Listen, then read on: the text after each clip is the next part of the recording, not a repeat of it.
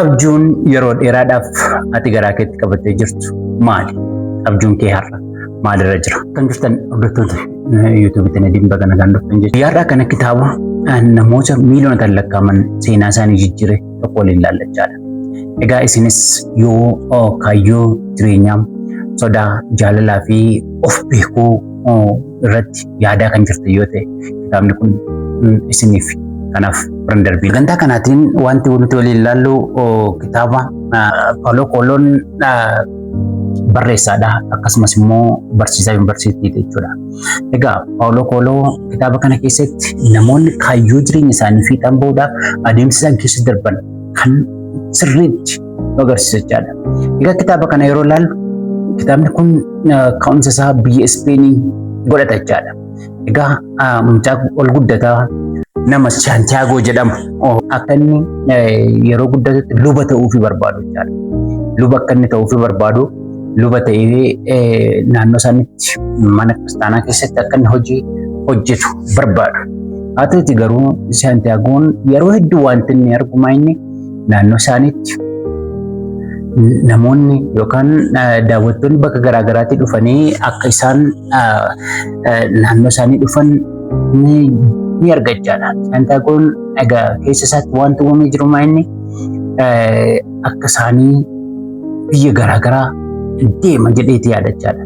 Saantiyaagoon egaa abbaa isaas kanarra dhaabbachuutiin abbaa isaatiif abbaan isaa waan akka inni luba ta'uudhaaf mana barumsaa amantii isaan keessatti akka inni baratu kan gochaa ture jechaadha. Haa ta'uti garuu Saantiyaagoon guyyaa takka maal isa jedha? An luba ta'uun barbaadu. An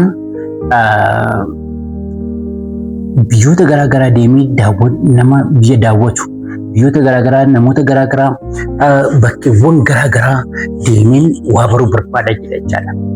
Egaa haa ta'uti abbaan isaa maal jedha? Namoonni biyya garaagaraa irraa dhufan jireenya isaanii keessatti bakka garaagaraa dhufanii biyya kana ni ilaalu. Isaanis biyyi kun akkam akka bareedu, haala naannoo isaaniis akka isaan dinqisiifatan ni kaasaaf jechaadha. Kanaaf bakka hundumtuu wal fakkaata sitti fakkaata malee waan jedhu kaasaaf jechaadha. Haa ta'uti Saantiyaagoon maal jedha?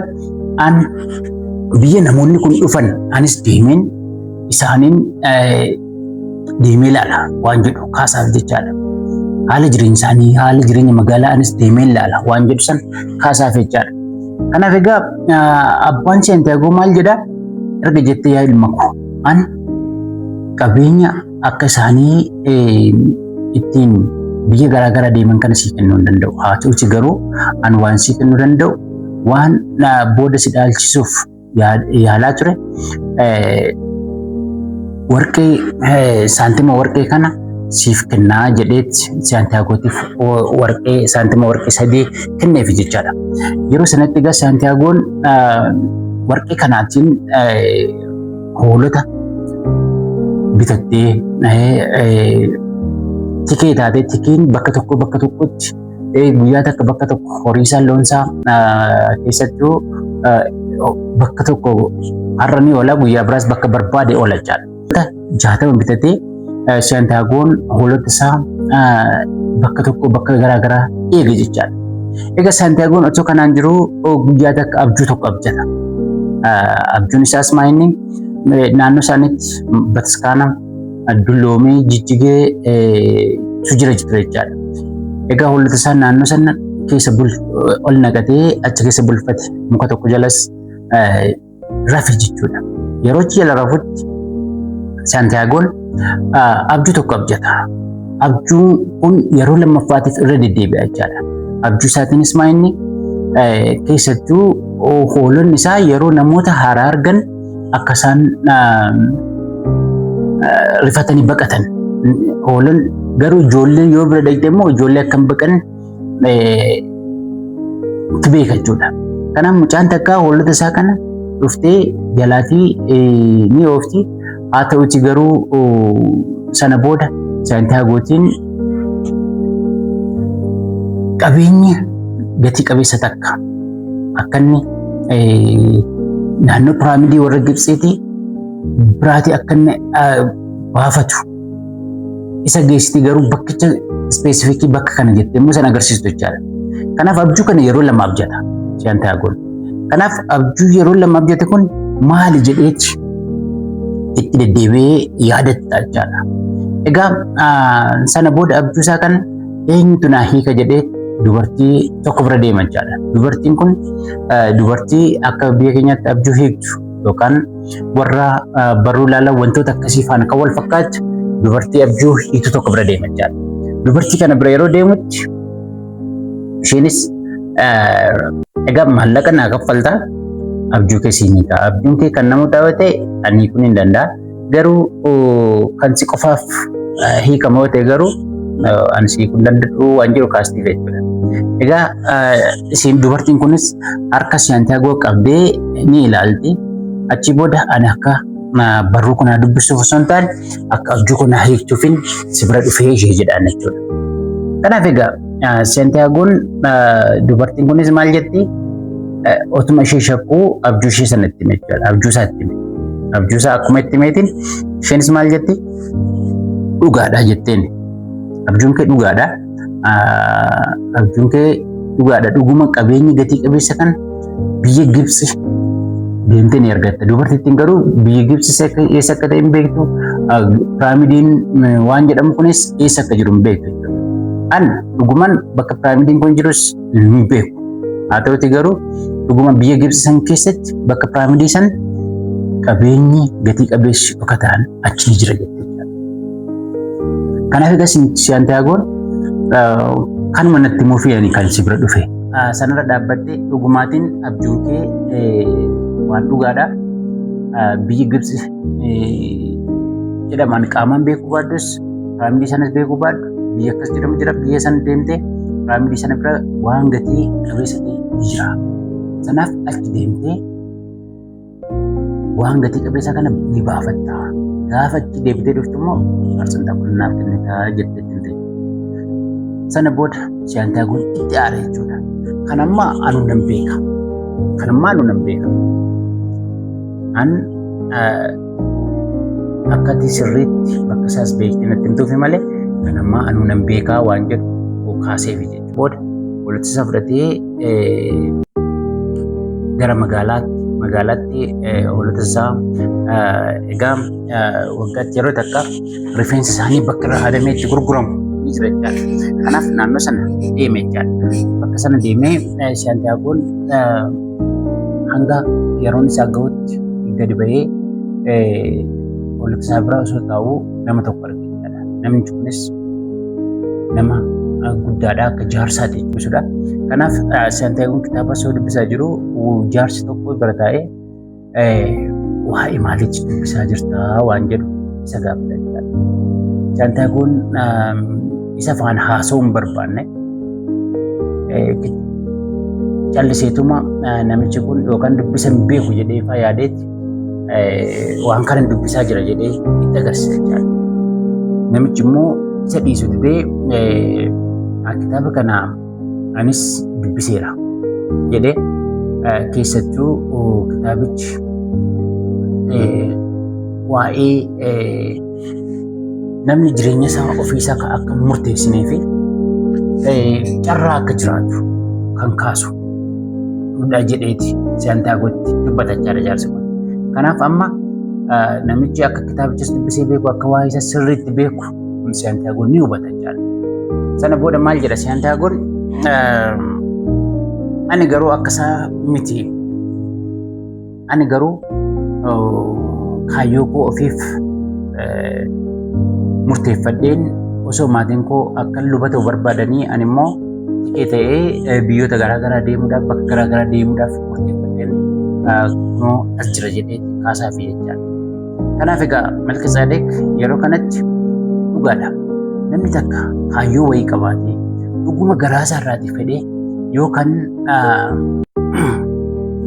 kaayyoo isaa jala deemu ta'ee addunyaan hundumtuu isa gargaara. Waan hundumtuu garanni akka inni kaayyoo isaa fiixaan baafatuuf isa gargaara jedhee isaaf isatti hime jechuudha. Kanaaf egaa Malkiiseedeq hoolota qabdu kana keessaatti tokko qunnaffaa naa kennite abjuu kee siif ni kaa jedhaan. Yeroo sanatti Saantiyaagoon egaa maalitti fakkaata jechuudha? Namichi kun dubartittii abjuun hiika jettu faana jaarsa isheetii isarraa dhagayeeti sobee anaan gowwoomsuuf jedhee yaada jechaadha. Egaa yeroo sanatti mootichi Malkizaadeq jedhamu kun lafarratti waa barreessaaf jechaadha. Shawarratti waa barreessaaf jechaadha. Shawarratti yeroo waa barreessu waa'ee abbaasaa, waa'ee haadhasaa akkasumatti immoo yeroo Saantiyaagoon hoolota isaarraatti rifeensa gurguruudhaaf deemu dubartii galaa kan taate kan bakka Saantiyaagoon rifeensa hoolaatti gurguru sana hunda barreessee jechuudha. Laphee isaarraattis waan akka ifaa qabu tokko itti mul'ata jechaadha. Yeroo kana egaa Saantiyaagoon dhuguma namichi kun akka inni waa beeku bare jechuudha. Mootichi Malkizaadeq kun isa sanaatiin maal jedha? Hoolota qabdu keessaatii tokko kurnaffaa naa kenni ani abjuu keessatti himaa jedhaan jechuudha.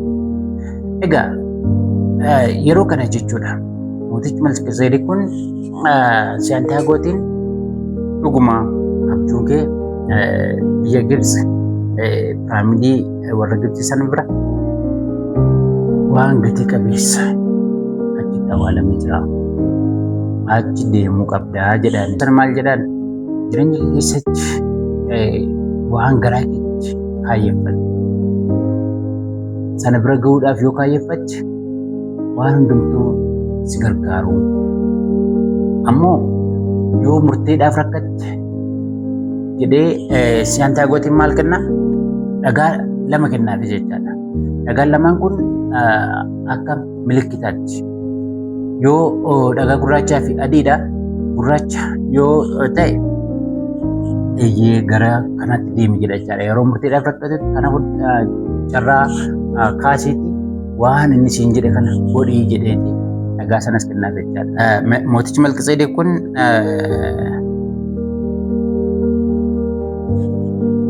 jireenya kee keessatti nama ta'uu barbaaddu, nama akkamii ta'uu barbaaddu?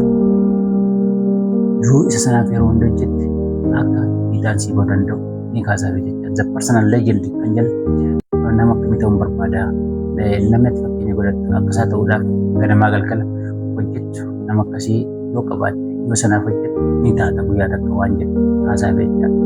Saantiyaagoon egaa kaayyoo isaa sana fiixaan baafachuudhaaf erga mootii Malkizaadeq maal godhaa? Hoolota isaa kana warra hafe ni gurgura jechaadha. Warra hafe gurguruudhaan gara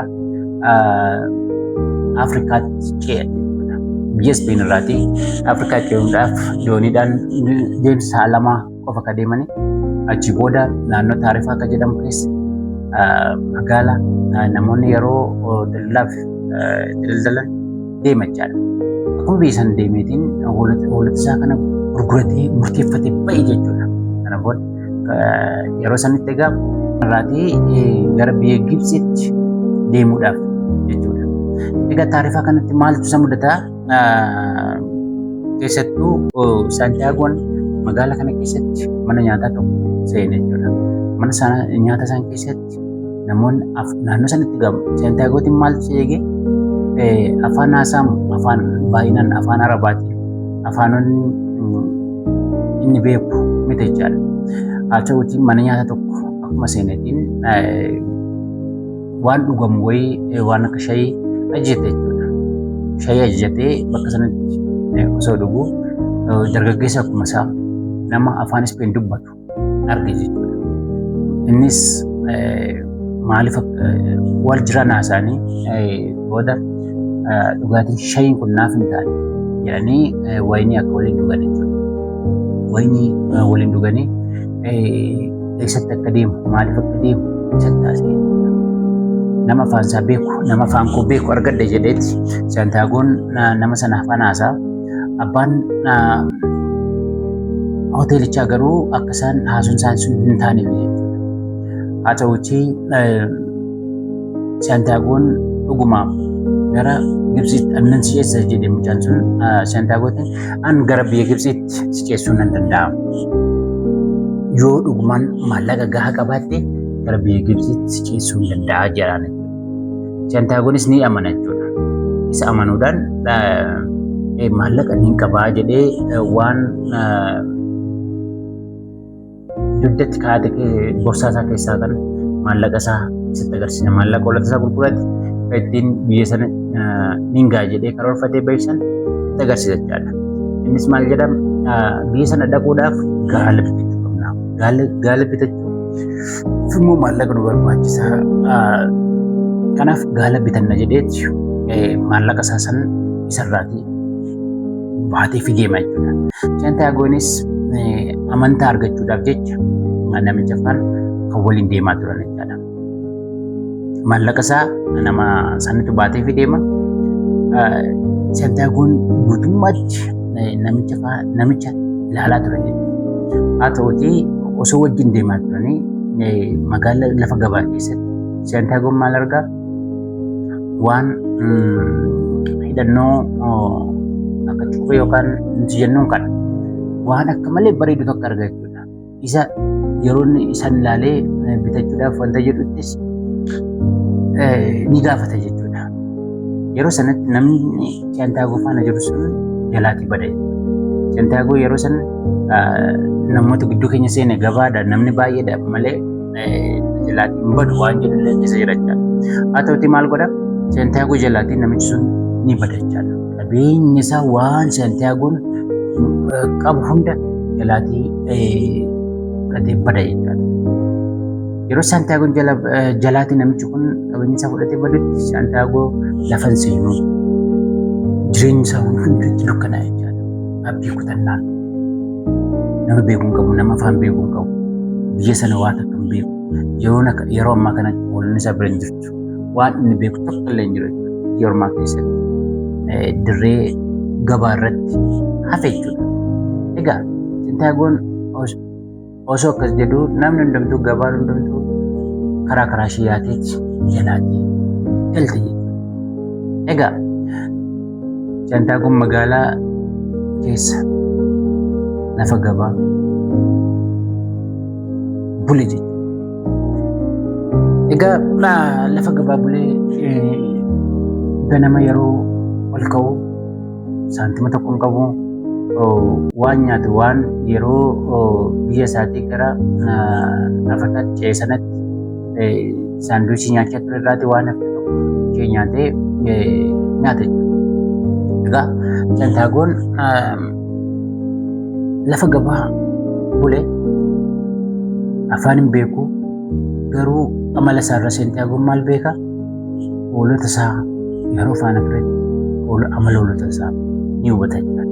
Afaaniin walii galuu baatanis maal akka isaan barbaadan, maal akka isaan mudate, yoo maal akka ta'u haala amala uumama naannoo isaa jiru sirriitti ilaalee hubachuu qaba jechaadha. Kanaaf gabaan yeroo dhaabbatutti guyyaa haala naannoo isaa ilaalee namoota garaagaraa yeroo isaan waa hojjetan gargaaree karameellaa fa'aa fudhate jechuudha. Sana booda guyyaa ni beela'e. Yeroo beela'utti nama suuqii yookaan dunkaana isaa keessattuu dunkaana kiristaalaa qabu takka mana isaa fuuldura dhaabbata jechaadha. Namichi sun mucaan kun callisee maaliif dhaabbata jedheetuma dur sa'aatii laakanatti nyaatu dheeressee naannoo sana ture jechaadha. Saantiyaagonis bakkuma sana dhaabbachaa ture. Egaa booda dhaabbateetti waan kiristaala kee kana baay'ee xuraa'ee jira. Isa kana siin qulqulleessaa. Ati immoo gatii isaa laaqana qofa na nyaachistaa jedhee gaafate. Egaa innis haaluma isaa ilaaluudhaaf tole jedheen jechuudha. Sana booda Saantiyaagoon duraan uffata kobbortaa qabatee dhufee amma garuu kan jiru biyya gammoojjii keessa gammoojjii Afrikaa keessa jira. Yeroo sanatti jaakettuma isaa sanaatiin kiristaalota san qulqulleessa jechuudha. Yeroo inni qulqulleessaa jiru sanatti egaa namoonni lama dhufanii abbaa suuqii sanarraatii kiristaala bitan jechaadha. Namichis kottu gaa jedheeti namicha fudhatee mana nyaataa deeme jechaadha. Mana nyaataa sanittis maaliif laaqana si affeeruun dirqama kooti akka amantii koottis. Namichi amantii musliimaa nama hordofudha. Akka amantii kootti dirqama kooti nyaata si affeeruuni. Ati garuu maaliif hin hojjedha jettee jedhaan. Ani hojjedheetiin nyaachuu barbaade jedha jechaadha Saantiyaagonis. Achi booda waan isa mudatillee namichatti matachaadha. Namichi ammoo maal jedhaan ati carraa qabeessadha. Yeroo ati waan kana naa qulqulleessitetti namoonni lama dhufanii narraa bitanii. Kanaafuu nama carraa qabeessa waan taateef otoo hojjette nan barbaada. Waggaa tokko yoo hojjette waan beekeetti galtu argachuu hin dandeessaa jedhaan jechaadha. Saantiyaagonis amma jiraachuu barbaada waan ta'eef tolee nan hojjedha jedheeti mana namichaatti hojii eegala jechaadha. Egaa Saantiyaagoo yeroo mana namichaatti hojii eegalu sirriitti hojii hojjechuudhaan gabaan akka malee akka namichaaf baay'atu. Namichis immoo yerootti waan kaffaltii namichaaf isa kanaaf kaffalu kan dabalaa fi deeme jechuudha. Inni dabalaa fi deeme Saantiyaagoonis adeemsa keessa hojii sanillee duraan kan kiristaala qofa gurguran boodarra maal godha? Kiristaalli kun akkasitti qofa gurgura osoo hin taane kiristaala kana gara burcuqqoo shayiitti dhuganitti deebisnee shayii keenya burcuqqoo kanaatiin gurguraan namni akka fedhiinsaa dabalu ni goonaa jedhee yaada dhiyeessa. Haa ta'uti maal jedha daldalaan kuni kiristaalli kun tokko yoom jalaa cabe gatiinsaa kisaaraadha jedhaan jechuudha. Haa ta'uti Saantiyaagoon maal jedhan an jireenya keessatti yeroo waa tokko hojjetan wanti badu ni jira. Haa ta'uti garuu akka waliigalaatti bu'aa waliigalaasaa kan caalu filatama waan sana booda namichis erga mana amantaa isaa deemee sagadee booda haa ta'u jedheeti isa faana waliigalachaa. Erga sanarratti waliigalanii maal godha? Gabaan isaanii namoonni shayii sanaatiin shayii burcuqqoo sanaatiin dhugan bitatanii fa'aa akka deeman ture jechaadha. Osuma akkas hojjetu naannoo waggaa tokko mana namichaa kana ture jechaadha. Saantiyaagoon mana namichaa yeroo turetti maal inni kan inni baratu daldalaan kiristaalaa kun jireenya isaa keessatti waa tokko hawwachaadha. Innis maal inni akka amantii isaatti wantoonni gurguddoo 5 inni hojjechuu qabu kaasaafi jechaadha. Inni kaan akkuma jiru ta'e inni tokko egaa jireenya isaa keessatti yeroo takka gara biyya Makkaa deemee sagaduu waan jedhu sana jechaadha. Haa ta'uti namichi kun yoo achi deemee qabeenya koo kan namni naamusaan naa qabu hin jiru jedha jechaadha. Naamusaan naa qabu hin jiru eenyutti hin kennee deeman na jalaa bada. Namicha kana keessatti maaltu jira? Qabeenya ni qaba garuu biyya Makkaa nan deema jedha malee hin deemu jechaadha. Namoonni qabeenya isaa gadi qabanis kan achi deemanii dhufan jiru. Inni garuu maali kan inni yaadu? Biyya Makkaan deema jedhee yoo hojjedhe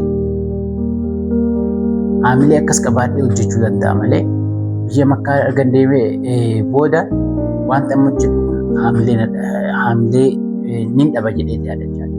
Kanaaf egaa Saantiyaagoon maali kan inni namicha kanarraa baratu? Namoonni baay'een sababa sodaadhaaf osoo gochuu danda'anii waan isaan hin goone waan qabeenya qabaatanis garuu jireenya hafuura isaaniitiin immoo akka guutuu hin taane namicha kanarraa arga jechaadha. Kanaaf qabeenyi qofa gahaa akka hin taane wanti gurguddaan naannoo kanatti baratamu maali? Tokko obsa jechaadha. Guyyaa keessaa waan ati qabdu hunda dhabuu dandeessa. Guyyaa keessaa waan qabdu amma dhabuu dandeessa. Akkuma Saantiyaagoon mul'ata isaa gurguree sana guyyaa takkatti saamame magaalaa qixa lamaan itti hafe jechuudha. Akkuma sana taa'uun innis kanaaf obsi baay'ee murteessaadha jechuudha. Inni biroon naamusa.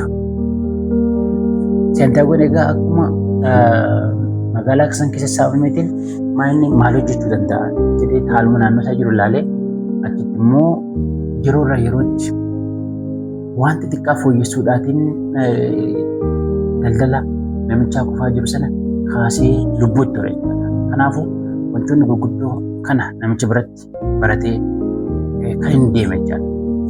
Egaa Saantiyaagoon akkuma ji'a 11 almost ji'a waggaatti akkuma dhiyaateetti maal murteeffata? Amma namicha kanarraatii qabeenya walitti qabateera. Yoo garbii isaatti deebi'e hoolota 60 qaba, amma garuu 120 iyyuu bitee ijaaruu danda'a. Kanaaf egaa ani kana booda biyya kootti hin galaa jedhee murteeffata jechuudha. Kaayyoon isaa maali? Biyya Gibsi deemee piraamidii biratti waan gatii qabeessaa kana fudhachuudha jechuudha. Haa ta'uti maal kan inni murteeffate gara biyya kootti deebi'ee hoolota koo dachaan bitee amala isaanii ni beeka, haala keessa isaan jiran ni beeka. Isaaniitiin bitadhee tikee kootti deebi'ee murteeffatee ture. Haa ta'uti yeroo mana namichaa kanaatii bahee na eebbisi jedhee biraa bahee jechuudha. Namichis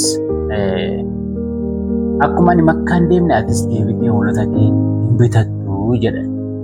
Hoolota kee bitattee hoolota kee eegduu jees akkas jechuudha. Maali jennaan kun maktuub jedha jechuudha. Maktuub jechuun kan siif barraa'e jiraattaa akka jechuudha jechuudha. Kanaaf atis deebitee hoolota kee hin bitattu waan jedhu sun sammuu isaa nyaatte jechuudha. Kana booda maal ta'a? Saantiyaagoon bakka achi bahee osoo taa'aa jiru namoota zakkaaramaan kan jedhaman warra gaala bakka tokkotti walitti baay'atanii gaalaan gammoojjii ce'anii daldalan jechuudha. Isaaniin arga jechaadha. Isaan kunis har'a galgala ba'ana jedhanii osoo isaan mari'atanii arga jechaadha. Sana booda akkuma mootichi Malkazeedeq isaaf yaada isaa yoo waa murteeffachuu dadhabe dhagaa uumamiif tuumiif jedhamu kan carraa kaasee akkuma isa jedheetiin maal godha jechuudha? Carraa kaasee jechuudha. Carraa yeroo kaasus dhagaa isa gurraachessisaa deemi jedhu kana carraa kaasee jechuudha. Sana booda Saantiyaagoon maal murteeffata? Namoota sana faana deemuudhaaf murteeffate jechuudha. Sana deemuudhaafis gaala isaa ni bitate. Yeroo warra gammoojjii waliin ce'an kana faana wal argan namoota hedduu achi keessatti arge jechaadha. Keessattuu namoota nama biyya Ingilizii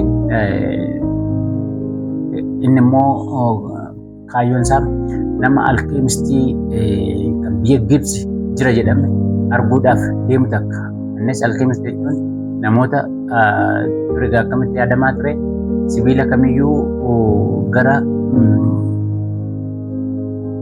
gold yookaan immoo gara warqeetti jijjiiruun ni danda'ama jedhamee yaadamu san arguudhaaf nama deemu takka. Nama Profeesara kitaabota isaa qabatee nama akkasii san arguudhaaf nama biyya deemu takka faana wal argachaa. Egaa isaan kun Saantiyaagoon maal godhaa? Dursaa namoota yeroo gammoojjii nama ceesan kanaa dhiyaatee haala naannichaa hubachaa deema jechaadha. Haala naannoo guutummaatti hubachaa maal ta'u akka deemu yoo urjiis ilaalaa waan isaan ilaalee deeman haala qilleensaa wantoota garaagaraa ilaalaa namicha akkana haala naannoo isaa barachaa deema jechuudha. Namichi Ingilizi sun immoo kitaaba isaa qofa dubbisa. Adeemsa keessatti namichi Saantiyaagoon kitaaba isaa yeroo dubbisu baay'ee waan inni jedhu isaaf hin galu. Inni sun immoo waa'ee keemistirii, waa'ee sibiilota adda addaa waan namichi keessa beeku sana akka hubatu barbaada. Inni kun immoo haala waliigalaa haala naannoo isaa keessoo isaa hangam akka hubatu gammoojjii keessa yeroo deeman maaltu isaan mudata? Gammoojjii sana keessatti waraanni gosaa ka'ee kan jiru ta'uusaa dhaga'u jechaadha. Waraanni gosaa kan ka'ee jiru ta'uusaa dhaga'anii Sana booda osoo deemanii bakka gammoojjuma sana keessatti bakka Oasis yookaan immoo gammoojjuma keessatti bakka magariisa bakka bishaan jiru bakka namoonni yeroo gabaabaaf keessa turan darban bira ga'u jechaadha. Egaa osoo Oasis sana keessa jiraatanii maaltu isaan mudata seetan? Isaan achi qubataniitiin waan isaan naggaadota waan ta'aniif waan isaan qabatanii deeman namoonni ilaaluudhaaf bira dhufanii wantoota garaagaraa wal jijjiiran jechaadha. Egaa hanga haalli lola naannoo sanii darbutti as turraa waan jedhu murteeffatan jechaadha. Osoo kanaan jiranii guyyaa takka Seentiyaagoon kun abjuu abjata jechaadha. Seentiyaagoon abjuu isaatiin maal argaa? Dur asii ol allaattiiwwan samii irratti wal loltu argaa jechaadha. Allaattiiwwan san laalee maaltu dhufuu deemaa waan jedhu akkuma sammuu isaa keessa deemeetiin akka waraanni duraan naannoo sana ture naannoo Oasis sana dhufu abjata jechaadha. Isa kana egaa eenyutti hima? Warra gammoojjii isaan ciisan dursaa isaanii sanatti hima jechaadha. Yeroo isaanitti himus maali kan uumamu? Akka dursaan namoota sana deemsisuun eenyutti hima? Warra dursaa naannoo sana keessaati warra namoota dursaa gosaa sanitti hima jechaadha. Yeroo isaanitti himan isaan sunis mana isaaniitti Seentiyaagoo waamsanii galgala ati abjuun kee kun maali? Dur seenaa yeroo Yoosef gara obboleessa isaatiin gurguramee biyya Gibsi dhaqee biyya Gibsi immoo ogeessa isaan mudachuu deemuuf dursa akka qophaa'uu qaban waggoota 7 akka waan kuusuu qaban kuusan sana kuusan immoo bara beelaa waggaa 7 ta'an akka darban akkuma isaanitti agarsiise dur gammoojjii kana keessatti ergaan dhufu gosuma keenyaatiin namootuma keenyaatiin nu dhufa. Ati garuu keessummaa taatee akkamitti abjuu akkasii argite jedhanii ni jaalladha. Haa ta'uutii garuu yeroo takka maalinni egaa Seentiyaagoon nama jiraata naannichaa hin turre jechaadha. Haala allaattii wal loltu wantoota sanarraa dhaabbatee abjuun itti mul'ata jechaadha. Namoonni gariin akkam taanaa waan milikkita waaqayyoo nutti agarsiisu xiyyeeffannootti kennee addan baafannu jechaadha. Haala naannoo keenyaa addan baafannu jechaadha. Kanaaf osuma arginu milikkita san hubannaa ta'e ilaaluu dhiisuu dandeenya. Haa ta'uutii egaa maali? Seentiyaagoon waan akkasiin argee kun immoo waraanni akkas Oasis kanarrattis ka'uu danda'u ittiin amanaa waan jedhu san itti meechu. Egaa maayinni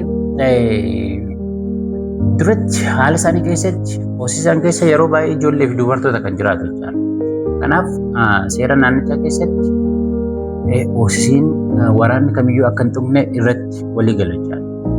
Ani egaa waraanni akka ka'u argee garuu eenyu akka mo'u waan tokko isa wanta adda baasee hin jiru jedhanii sana booda isaan warra Oasis keessa jiranis qophaa'anii haala naannoo isaanii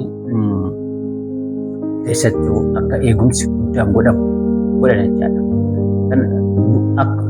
Guyyoota muraasa booda egaa loltoonni baay'een naannicha dhufanii isaan sun immoo dursanii qophaa'anii waan jiraniif jaras ni mo'an jechaadha. Mo'anii namoota hedduu 5 ol fixuun dursaa isaanii qofa qabatan jechaadha.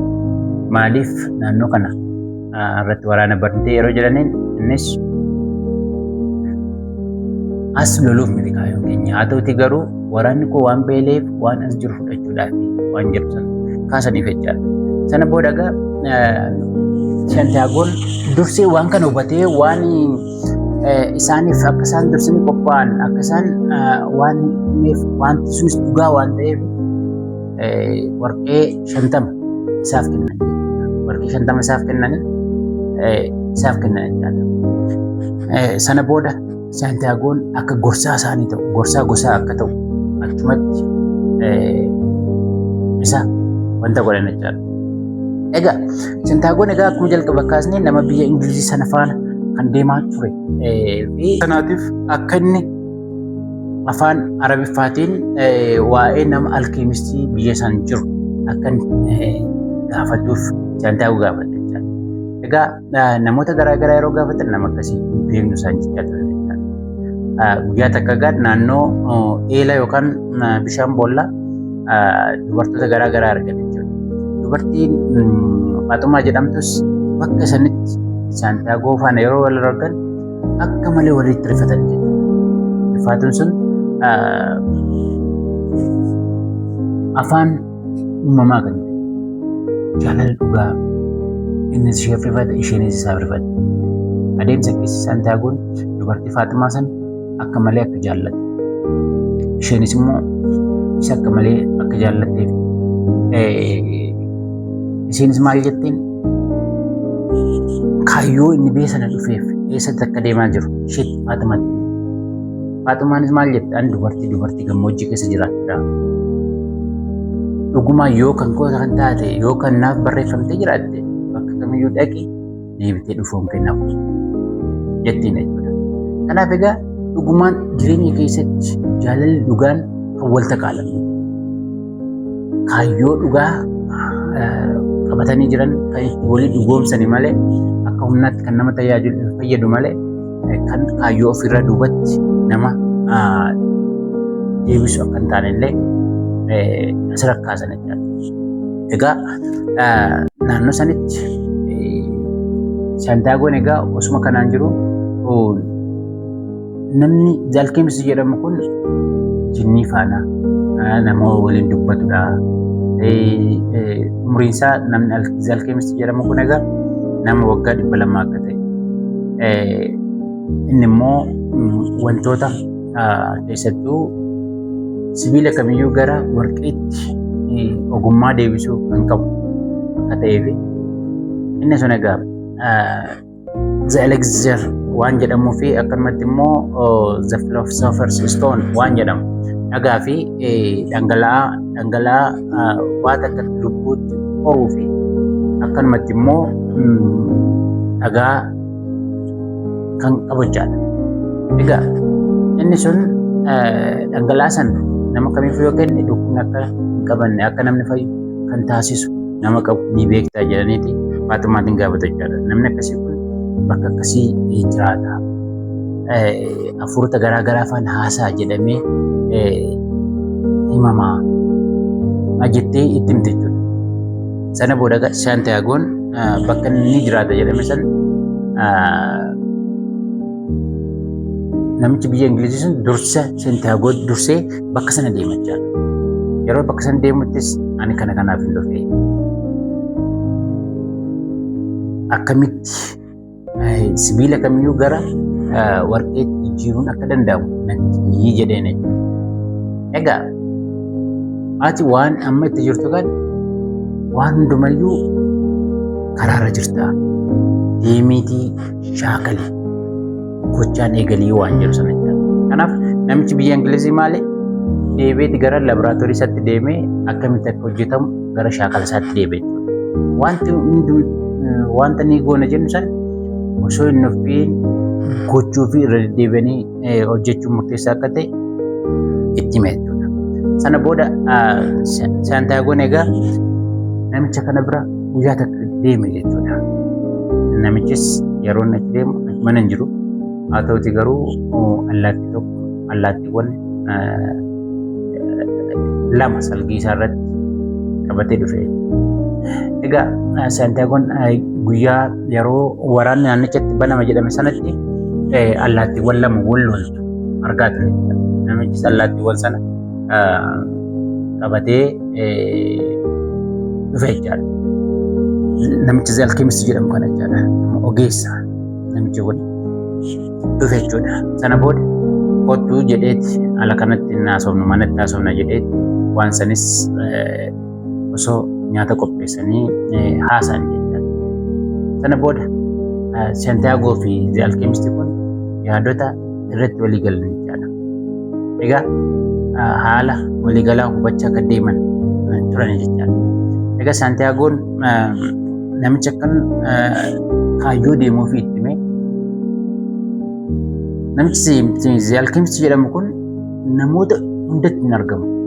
Namoota itti argamuu qabu yeroo barbaachisaa ta'etti namoota murteeffatanitti nama kaayyoo isaa qabatee deemaa jirutti qofa kan argamu ture.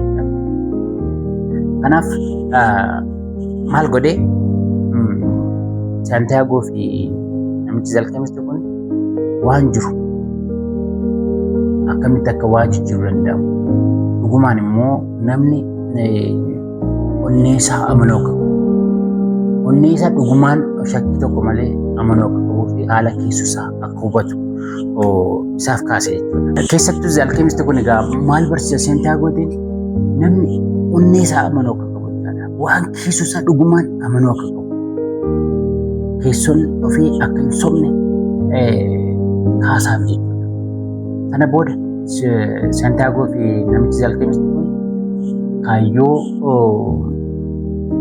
Saantiyaagoon qabate keessattuu biyya Gibsi deemee waan argachuu qabu san argachuudhaaf deemu san deeggaruudhaatiin an biyya kana sin geessaa. Kanaaf amma gaa dhugumaatiin gaala kee kana gurgurii. Amalli gaalaa maanni osuma fayyaa qaba deema jettu jilbeeffatee achuma nafaa. Isa kana gurguriitii farda bitadhu. Fardi yeroo takkaaf takkatti jalaan du'u. Mallattoolee garaagaraa arga. Yoo dadhabe yoo dhukkubsate irratti beektaa waan jedhu kaasaa beektaa. Sana booda maal godhu farda lama bitatanii jechuudha. Farda lama bitatanii gara Gibsi bakka piraamidii sanatti deemuuf kana jechaadha. Sana booda jireenya kana keessatti waa hedduu isaan mudata jechaadha. Zalqeemisti kunis ogummaawwan garaagaraa keessattuu namni kaayyoo uumameef akka qabu. Sana immoo osoo irraanfate yoo hojjete akka itti bahuu danda'u isaaf kaasaa ture jechaadha. Keessatti akka fakkeenyaatti warqee osoo deemanii ni qabaman jechaadha.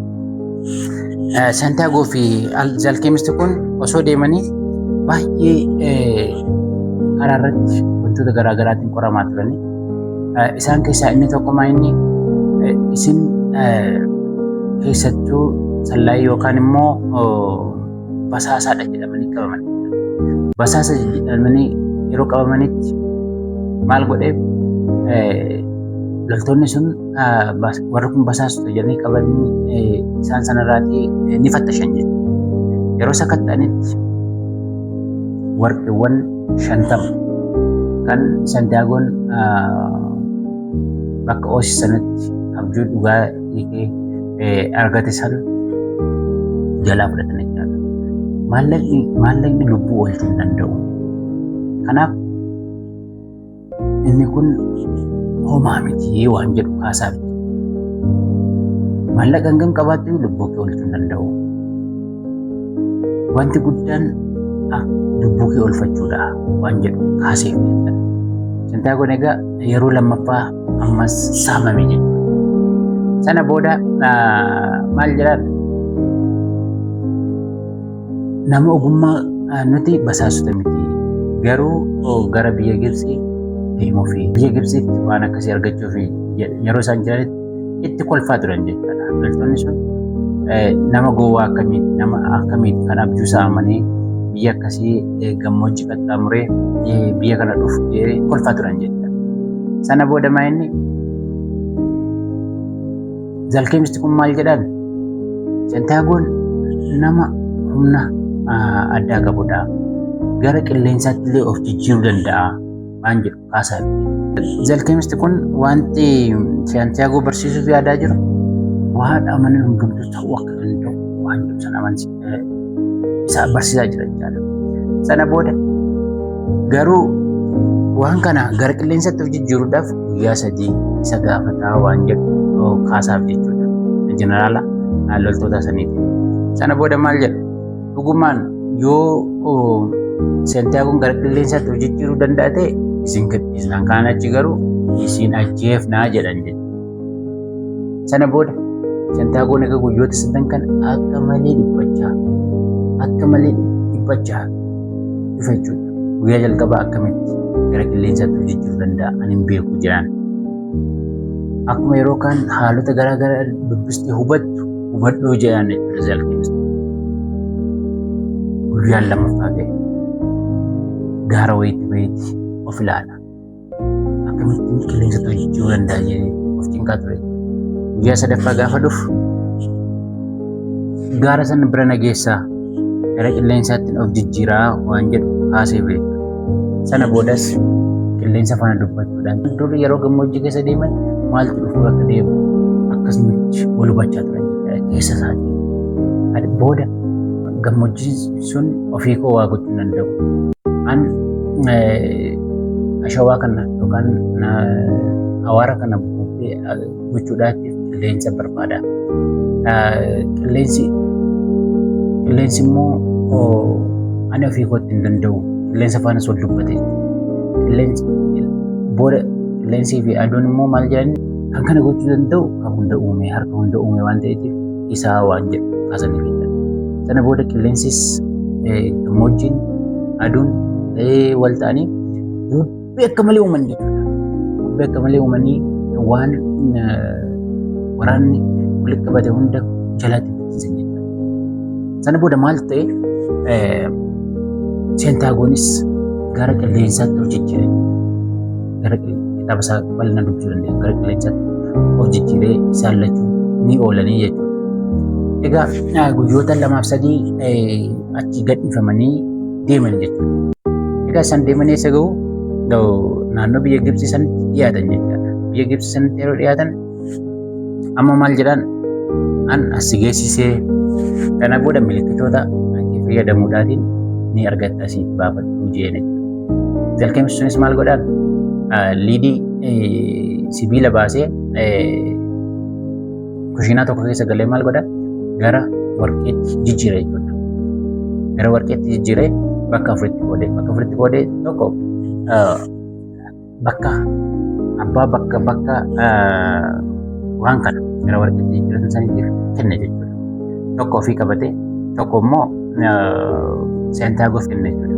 Yoo ni barbaaddatee jedhee kaanis achi dhiiseef jechuudha.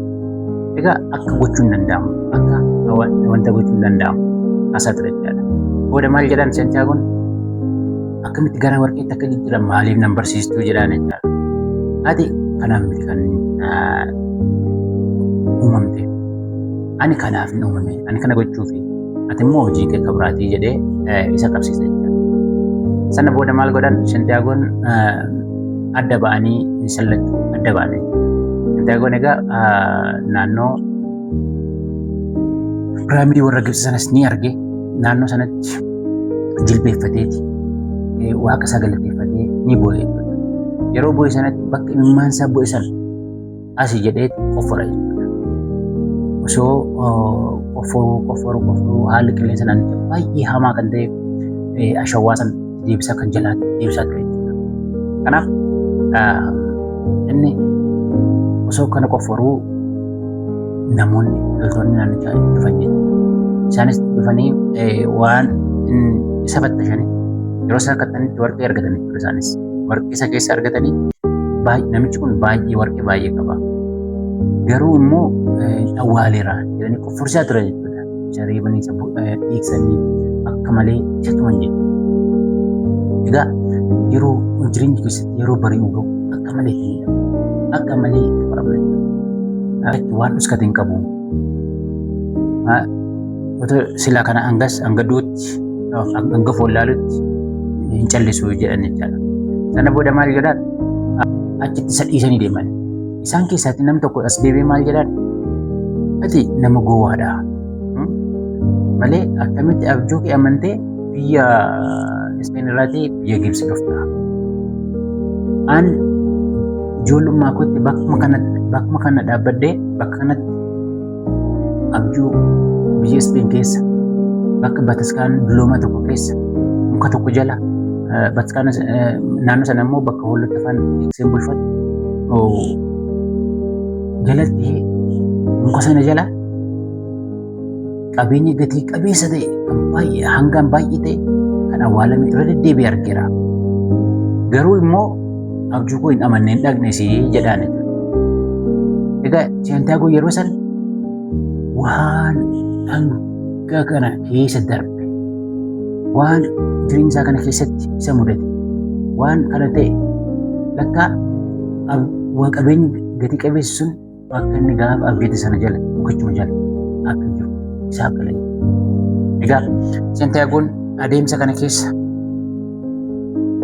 darbe jechaadha. Kanaafuu abjuun gatii qaba jechaadha. Yookaan immoo waan ta'uu barbaannu ta'uudhaaf yeroo sochoonutti gatiin nuti baasnu ni jira jechaadha. Egaa namni hundumtuu wantoota barbaadu ni qaba. Qabeenyi dhugaan warqii miti jechaadha. Qabeenyi dhugaan namatti taate. Nama ati ta'uu barbaaduu fi namatti taate. Gammachuu dhugaan immoo kan inni jiru deemsa nama ta'uu barbaadu kan ta'u keessatti ati dabarsitu keessa jira malee dhuma isaarra qofa miti. Kitaabni Alkeemist maal nu barsiisaa yoo jenne ilaalle tokko abjuun kee gatii qaba jechaadha. Abjuun kee gatii ati baastee sanan bira geessu ni qaba jechaadha. Inni biroon sodaan soba jechaadha. Keessattuu onnee kee amanuu qaba. Sodaan hanga gaafa ati bira geesse sana hin gahu waan ta'eef amma tarkaanfii fudhachuu akkatti qabdu ni kaasa jechaadha. Inni biroon imalli keessa jijjiira waan ati keessa dabartu si jijjiira jechaadha jireenya kee keessatti. Waan ati keessa dabartu si jijjiira waan jedhu sana jechaadha. Egaa Seentiyaagoon dhumarratti waan gatii qabeessa kan argate biyya Gibxi otoo hin taane bakkuma isaatti jechuudha. Haa ta'uti garuu yeroo deebi'ee biyya Ispeenitti deebi'u akka gaafa achiitti bahee miti jechaadha. Nama biraa ta'ee jijjiirameeti kan deebi'u jechaadha. Kanaaf onnee ofii dhaggeeffachuun murteessaa akka ta'e kitaaba nu kaasudha. Bal'inaan dubbisuu dandeessu. Galatoomaa ulfaadhaa.